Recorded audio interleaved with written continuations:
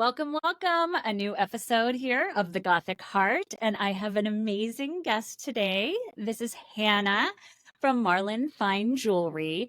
And Hello. hi. And this is so exciting because, while some of you may know, I am also a jeweler and sell jewelry.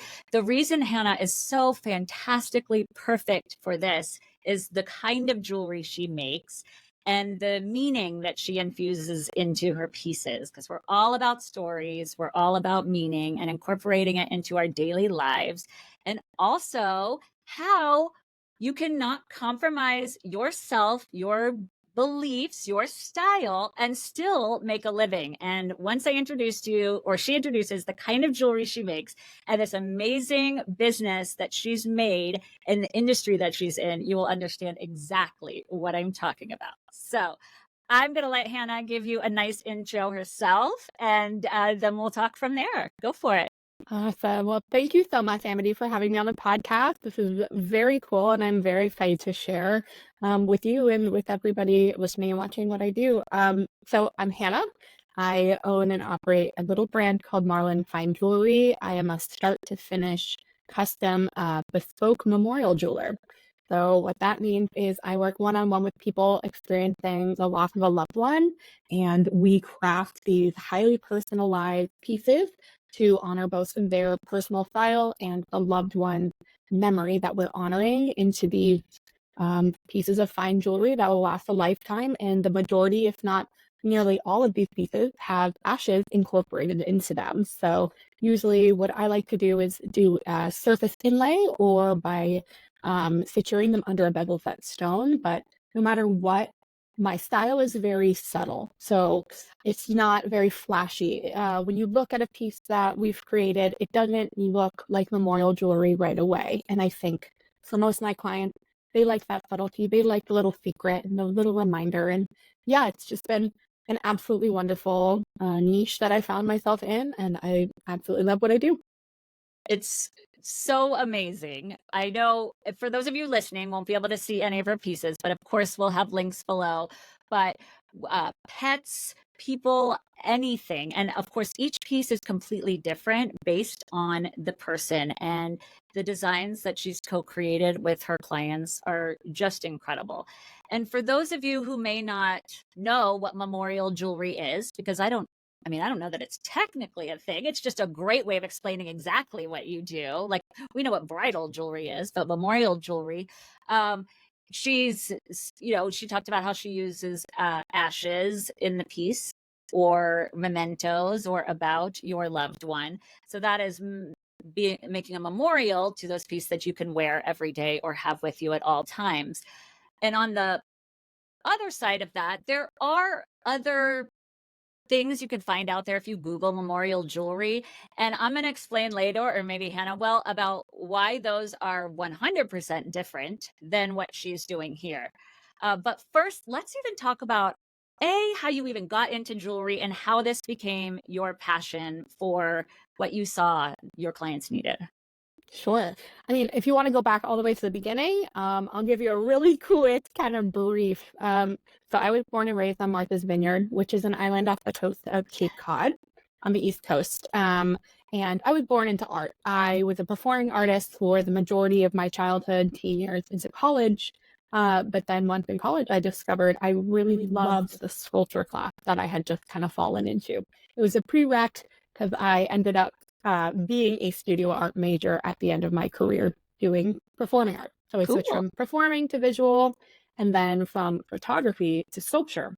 And I just loved working with my hands. I knew from the second I created my first little, it was like a cardboard sculpture, that I wanted to do that forever.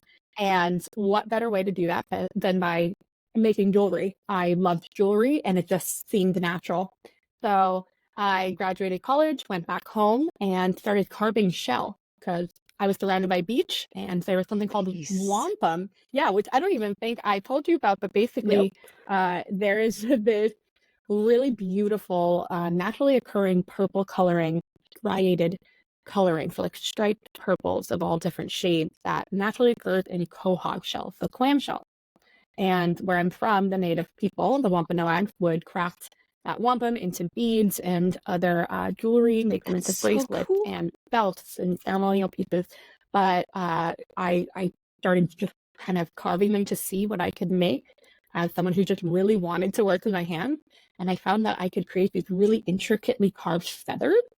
So I started carving these feathers and kind of just like sharing them online. And that garnered a lot of attention. Because of that, I was like, you know what? Let's try metalsmithing. Let's make some settings for these feathers. So I took a class at Metalworks, which is in Waltham, Massachusetts. I would drive an hour and a half plus a 45-minute boat ride there and back every Tuesday for, I think it was a 9-week class to learn how to metalsmith. And I just absolutely loved it. It really just took off from there. So with the shell and with the handmade settings, I started just plopping all my pieces into stores all over the island. And after a year or two, I had all my friends and all these people I didn't even know wearing my pieces. And I'm like, this is my life now. Like, this is what we have to do. But like, let's kick it up a notch. Let's do fine jewelry. So my husband, now husband, and I in 2019, my high school sweetheart, decided that no matter what, we were going to leave Martha's Vineyard by the end of 2019 so that I could learn how to make fine jewelry. And that discussion ended up with me finding out about the GIA, the Gemological Institute of America, which is in Carlsbad, California, so San Diego County. And I was like, let's go. So we packed up everything we owned in my 2013 Kia Soul and my little dog Maple, and we drove 67 hours out to Carlsbad. And we've never looked back, but through a lot of trial and tribulation and a lot of bench work and a lot of, tears, pandemic, this, that, and the other. Oh. It was tough. Obviously, for everybody, I had a friend reach out asking if I could make a memorial piece. And we did it. I made her this piece because she was looking for something a little more personalized than what she was finding online. And I made this piece, and she loved it. And when she came to me with the reaction of, how the piece made her feel and how it helped her, even in some slight way with the grief of losing her father. I mean, that was the catalyst really for me to really explore that. That story, I didn't even know pieces of that story. That is amazing. And what I want to know is, can we see these feathers that you were carving? So, yeah, I mean, wow, they were on my Instagram a long time ago. And once my style really changed, I realized they didn't really fit in my feed anymore, That right? does make So sense. I had to archive a lot of those early pieces. But I'm gonna hunt down the picture for I will our absolutely listeners. send you. Yeah, I would love to show you and share. Because that's There so are still cool. some pieces archived in my Etsy page because I sold on Etsy for years and years. But Gotcha. yeah, that's all but completely vanished from my offerings now. But it's so important to my story and my It roots is. that it's definitely something I like to talk about when I get the chance. Basically, everything I heard in your story, every single way was all passion, passion, passion. The lengths you Hell went yeah. to make what you felt needed to happen, that passion. I mean, that's why you fell into what you did and how you've made such an amazing business out of it is that passion. And so for listeners, or just for me even, I mean, we've talked about it, but I would love for you to go through what that process looks like. So if someone contacts you, you're available. Well, side note, there's a wait list because she's got so many people, but The wait list. contact you, you're available. What happens next?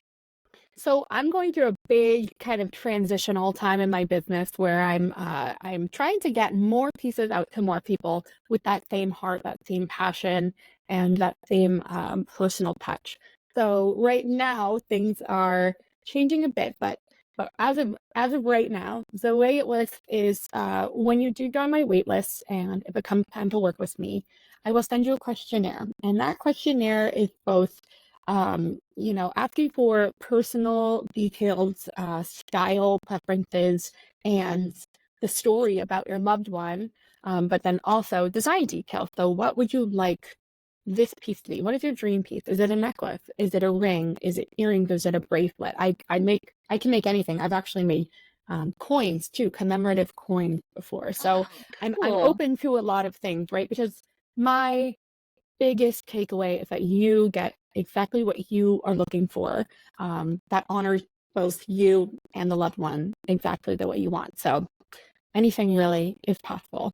Um, from then we have a little consultation where I really like to get to know my client, right?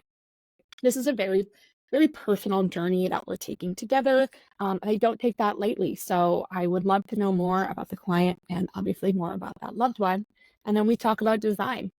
And then from there, after we're done with our consultation, I'll do a little sketch for you and we'll discuss, what do you like about this piece? What would you change if you'd like revision? And we just work together. We collaborate to really get that piece up to exactly what you want. And from there, I send over a little cremains collection kit. It's very easy. All the instructions are in there. Prepaid label to you just stick it in because for a lot of people, that's the hardest part of the entire process. And I don't require anything to be done really quickly, right? I go at your pace. So if you need more time than what I would say is like standard, just pop it in the mail, that's fine, right? Like we're there together to work through not only creating this piece, but also, being emotionally sensitive to what we're doing. But get those asses over to me. I have them very safely secured here in my studio with me until it's time to move that loved one into their new shiny home, as I like to say to people, whether that is the ring, the necklace, the bracelet, any of that. I do all the crafting here at my bench, as you can see. The one thing I don't do is my own casting, but then everything else is done by my hands. And then at which point the piece is finished, I send it back to you, and any leftover cremains are also shipped back with the piece. So everything that you send me goes back to you. And that's it. And then you have your piece. You can tell that this has been a honed process over many clients because Yeah, you know like exactly how to make it easier and how to respect any of their needs, and it really sounds like a true collaboration, which yeah. I mean with anything is important, but even more so with something of this nature. It um is. It really is a true collaboration to the very core. so this is just a side question, but do you do any customs that are not memorial jewelry anymore? I do. I still do basically anything. I have a little bit of ADHD when it comes to my business, my process, my art. As you can imagine, doing memorial work all day, every day can be very taxing emotionally. And I do make an effort to take care of myself, listen to my own heart and emotions when it comes to this work. And I will take on some other maybe like everyday pieces or even bridal. I do actually quite a lot of bridal. And that keeps me very balanced within my own psyche and within my own hand. That's a really good point. I've at this point, you know, every time I'm talking to you and thinking about it, I've been very focused on the client. But that is an excellent point on maintaining your balance and taking care of you while you're taking care of the clients all these times. Yeah. So that is an excellent, excellent point. Um, I'm just going to take a quick moment right here just for the listeners. So, we're always talking on the Gothic Heart about staying true to yourself and how to be yourself or incorporate your style or your personality in things that you do with family, life, school, work, etc. And so I would love featuring jobs in that alternative sector. I mean, everybody knows you can work in jewelry or at a jewelry store, right? That you may be like, that's not my thing, or that doesn't fit my alternative personality. But then look, you can infuse your personality into your brand. You can infuse your passion into your brand and come up with something here exactly like what Hannah does, which is why she is perfect for the Gothic Heart. Why I Mm. wanted to show you, you can turn anything into yours with your brand and your personality. And I warned her I was going to bring up this quote because if you guys go on her website or anything, one of the things that made me fall in love with her brand and her process and everything she's doing is this quote, because I feel like it speaks to sometimes how we talk about the way outside people perceive us, or people without our style and our things and what they might say, and how to, ignore that or still be ourselves, or how to work through that. And it just hits the nail on the head perfectly. So I'm going to read the quote, and then I'm going to let Hannah explain and kind of why that came up, or why that quote, or why she even puts it on her website. So it says, though memorial work is inherently morbid and at times very heavy, it's important to let you all know that the person behind it is full of life. Let that soak in for a second. And so, Hannah, do you have any stories or things that may have come from people outside your industry, or may not understand your work, that maybe led to you having to speak up in that way and explain yourself and your business?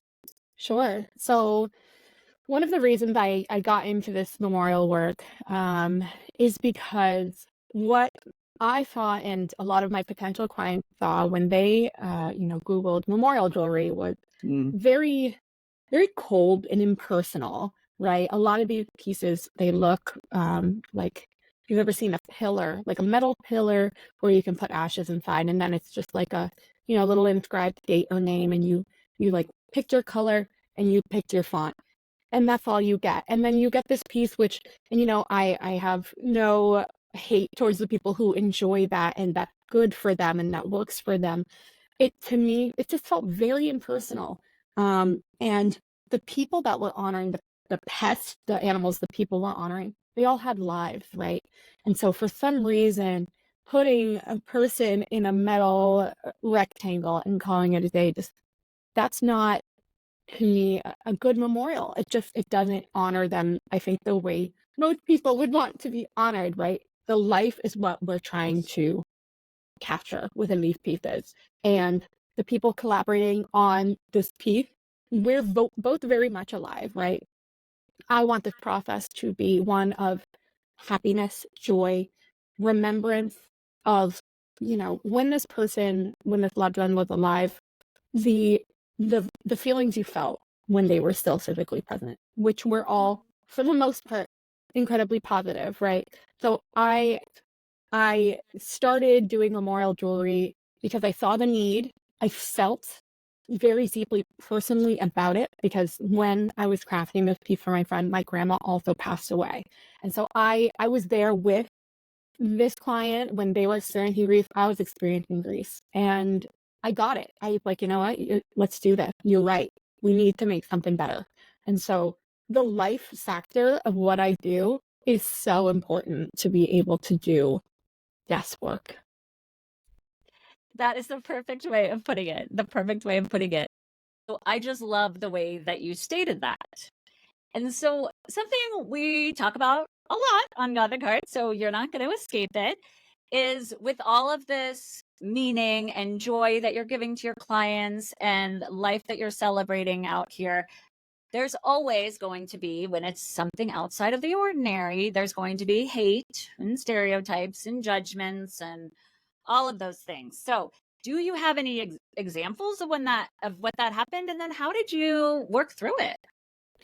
What's so funny is I was expecting to get a lot of haters, right? Because ashes and memorial and all the things that have to do with death, people don't want to necessarily they don't want to face it, right? And it seems, like you said, very out of the box, a little just like uncouth. And I surprisingly don't get a lot of it. And when I do, it's usually a comment on a reel or a post that I make about the story I tell in the piece that I show. I have an army of followers. I have past clients and just people who've been following me for a long time who really feel like and do know me and know why I do this work, and that I have, like a real reason for why I do it. And they're usually the ones that go after them for me. I never have to say anything. I get people that are like, you don't know what you're talking about. Him is doing blah, blah, blah, right? And it's been great. It's been great. This doesn't happen that often. So I've been very fortunate. I think the way I share the stories keep people from doing, doing the mean hate things on Instagram and TikTok. Well, that's amazing. So amazing. It's First very of all, surprising. Yeah. I mean, fantastic. But second of all, brings to another thing we talk about a lot, which is your community, finding your people, the people who have like-mindeds and understand you. And you have an army of community right there, ready, willing, in love with your work and your business and everything that you do, and not willing to stand for anyone who doesn't get it. So that's amazing that you've got that community piece. That's the way to get through anything. I love that. I love that. I'm very fortunate, and it's all been very organic too. These people have seen my work, it resonates with them, and they want a piece of that loved one. So they get it. And I don't have to do anything. It's great. Well, I mean, you do have quite a successful business, so we know you do something, but no, I love how that all happened organically, and I think that's the best way for it to happen. The people, you put yourself out there, and the people find you, and it just grows and becomes the community. So they know what I'm about. They know what I'm about, and they know my why. Yep, the why. It's so very important. true. And that's probably why, I mean, that could be a big reason on how you presented it and explained it, a good reason why there aren't people making those judgments. So I think that's a good testament to how you've been, explaining and running your business and how you've been putting it out there. So that's incredible. Thank you. And I want to hear, if you're willing or if it's okay, I want to hear some stories of pieces that you've made and what was behind them and how they came about. All right. Well, it's hard to talk about a lot of them, as you can imagine, because I do hear a lot about death. I do often, That's a good point. When I do have these consultations, I like to let my clients know up front what I can do for them and what I am happy to do for them versus what I cannot provide for them, right? So I start my meeting by saying, I'm Hannah, I'm a jewelry designer. I'm making these pieces for you because I love what I do and I want to help you and I want to make art. And this is a perfect, baby of all of those things. So I let them know that. And then I also say, however, I am not a grief counselor. I have no formal grief training. I'm not a therapist, but I'm an empath. So I will sit here and I will listen to you intently. Whatever you want to share with me, I'm here. I will listen. I cannot, however, provide advice. And I do at some time need to draw boundaries with some people just because I can't carry your grief. I'm here to provide you a tool, right?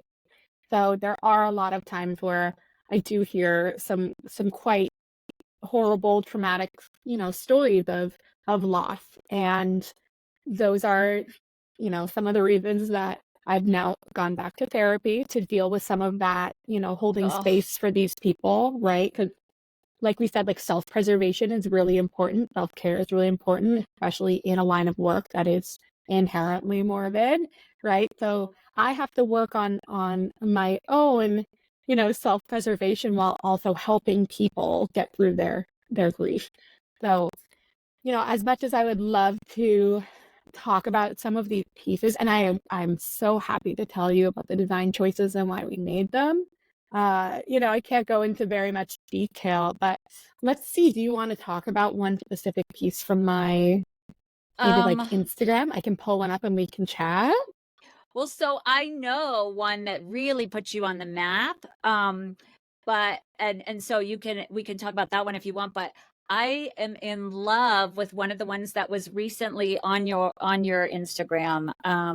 Sort of the larger piece with the word in the middle. Yes, I just love that one. Like how, and again, it could be how the design came about, etc. It doesn't have to be the details of. No, this is a perfect one to talk about. Actually, this is perfect. So, the piece you're referring to is one of my most proud work to this day. It was a massive platinum piece that had ashes, meteorite, obsidian, and jet.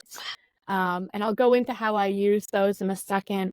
It also had several specialty cut aquamarines and some diamonds as well. So this piece was for my client Heather in honor of her cat named Carter. And Carter was with her for many, many years. I think upwards of 20 or so years. So this Wow. cat was her soul cat, right?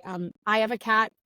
My cat is my full cat. I get the passion and the love, right? I think a lot of people who've never had pets, it's hard for them to understand just how important those pets are in their lives. But this is one of the reasons I think I'm good at what I do, because I get it, right? I Yeah. have my dog sitting underneath my desk right now, and Mine's right here. my cat's usually in her little window perch, but she's very distracting, so I kicked her out today. But I get it. So when she came to me with this massive budget for the cat who had a massive impact, I said, let's make a massively beautiful ring. And so together we came up with this Art Deco inspired piece. So yeah, big piece, big on the finger, platinum, all platinum.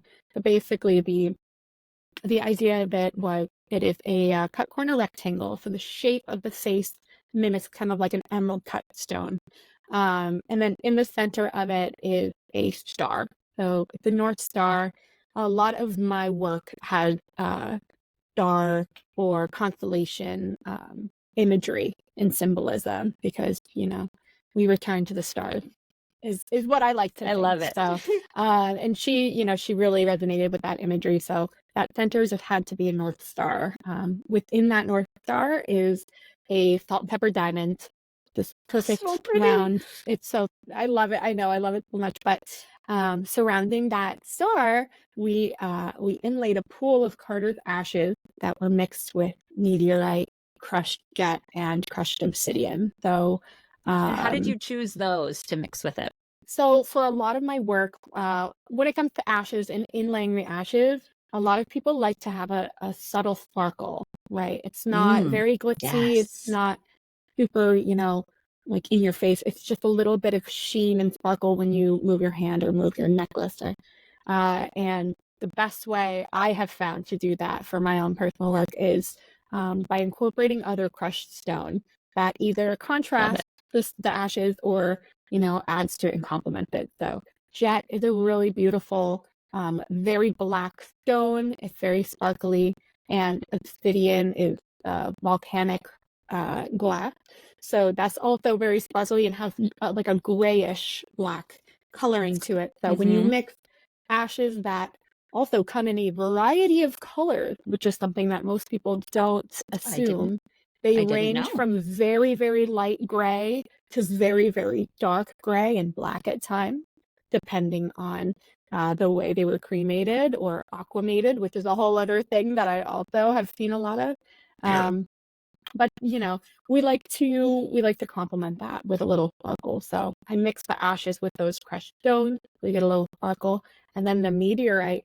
It just made sense when it came to the cosmos theme of the ring, right? Of course, a piece of the cosmos in that ring. It needed to be there. So I layered that in because meteorite is mostly iron, so iron tends to rust. So we made sure it didn't touch the top of the ring. It's all very, very secured underneath. And then surrounding that pool is just a selection of custom cut aquamarine baguettes and princess cut. And then in each corner were 4 more salt and pepper diamonds. But the aquamarine is the March birthstone, and that was the birth month of both Heather and Carter. So that was something that she really wanted incorporated as her piece. And then those salt and pepper diamonds really just with the star theme, with the cosmos of the meteorite, it just all went together so beautifully. And she absolutely loves it. I absolutely love it. And yeah, it's one of my big conversation pieces to this day. Oh, it's so, so gorgeous. For those of you listening, we'll definitely provide links so you can see it. But just every single piece of that story, of what you put into that piece, had meaning, had story. Not any of it was just done because that's what you do, right? Every Yeah. single piece of it had story and had Yeah. meaning. And that's so special. I love Additionally, that. there's actually a secret inscription on the inside as well. So when she's the only one that knows what it says, and when she wears it, she resonates with it. And that's also something I like to do a lot. Underside of ring, like a secret Mhm. message, or an additional secret inlay, is Yep. also something that my clients and I kind of share, that little secret hidden message, which I think I, is I very agree. important to them. Yeah. I've done that on a few rings Yeah. myself, of hidden the snowflake, or my favorite one, just in general in this theme, was that someone wanted a mother's ring Hmm. with these, so the birthstones of their children, and we were trying out different designs, and she kept not liking things, and so finally I was like, I don't think you actually like color. You only wear black. All of your jewelry here is either silver or black. Like, I think you don't like color. And she's like, you know what? I don't like color. So we made like this great like bubble pave with all diamonds, and then we Oh, nice. inlaid on the inner side of the shank of the band the three tiny gemstones, so it Yep. wouldn't be seen when she did it, but she still knew it was there, right? The hidden beading. I So love that. the Yeah, hidden that's so sick. things, yeah. And you know what? Not all birthstones look good together. I That's mean, true. so I That's think that was true. very creative. So there's I'd ways love to to like see that work ring. around it. Oh Yeah. yeah, we'll link that too. We'll link it too Okay. in the social media. So I mean, I love what you're doing. I love the way you've talked about it. One thing I just want to really hone in on, just I know we're not an entrepreneur podcast or anything, but a lot of this is about how to put yourself in your work and how to still be yourself. So what you were talking about how can work can really take some of that out of you, especially with what you did and how you're prioritizing self-care. I can tell you as an entrepreneur, man, sometimes I never know when to stop, and I don't even know the balance or the line. So can you share with us some advice or how you came to that, or what works best? Any tips? Ooh, I will let you know when I do it. I'm still working on that as well. One of my biggest challenges right now is that I'm still mostly a one-woman show.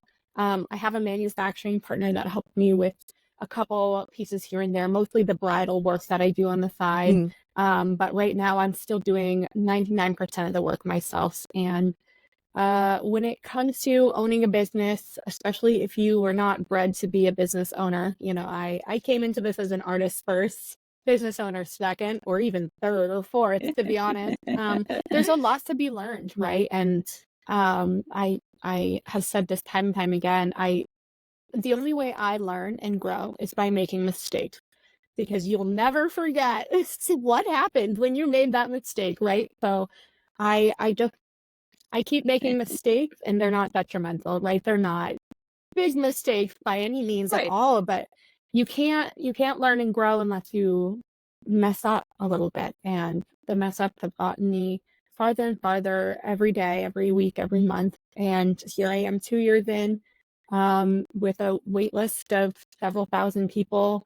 I didn't get there by accident, right? So A I'm lot of hard work. a lot of hard work and a lot of mistakes. So I am still slowly figuring out ways to make this business better, make my art better, serve more people, um, while keeping that personalized touch that people really come to me for. So yeah, it's a work in progress. It's a work in progress is my best Work in answer for progress. you. Yeah. I'm going to play all of what you just said for my kids, because I cannot Perfect. get them to understand that mistakes are important for them to Extremely understand. important. If I hadn't made this that mistake, I would not be here. I would not be here. So you Important got thing to is do what it. you do with the mistake. Yeah, exactly. And one other thing I like to tell people, especially in the jewelry industry or any art, right? Any art that they're trying to make a career, you have to believe that you will make it.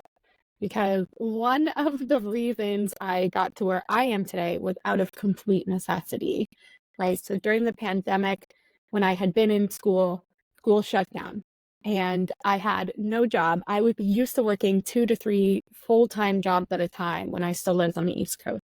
I came out here with no job, full-time student.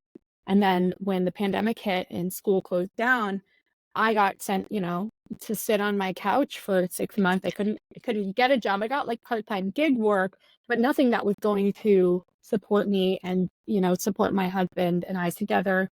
And so I had to make it work. I had to do it. And the self-doubt that I felt was just unbearable, right? I have never been the most confident person. I didn't go into this thinking, I'm going to be great. I didn't. But I had to believe that I was going to figure it out, or else I would have to move back to Martha's Vineyard, which I really didn't want to do. So when it comes to, advice for other jewelers, other artists, just believe yourself, believe in yourself. You've got to come out of it. It's out of necessity, right? And if you believe that you're going to do it, you will. It's going to take time. It's going to take a lot of tears. I can't tell you how many tears I have cried. Me too. It's hard. It's hard work, but you've got to believe in yourself. That mindset shift, what you're talking about, that mindset, that's key. It's everything. No one can make it as an entrepreneur without that. It's everything. So yeah, you just gotta do it. And as proud as I am of where I am now, I know that there's more growth on the way, and I have not lost that drive to continue growing and building on what I have. I'm still in that mindset of you're doing it and you got to keep going. So yeah, yes, it's a nonstop journey. It's never stop learning, never stop believing in yourself, never stop growing.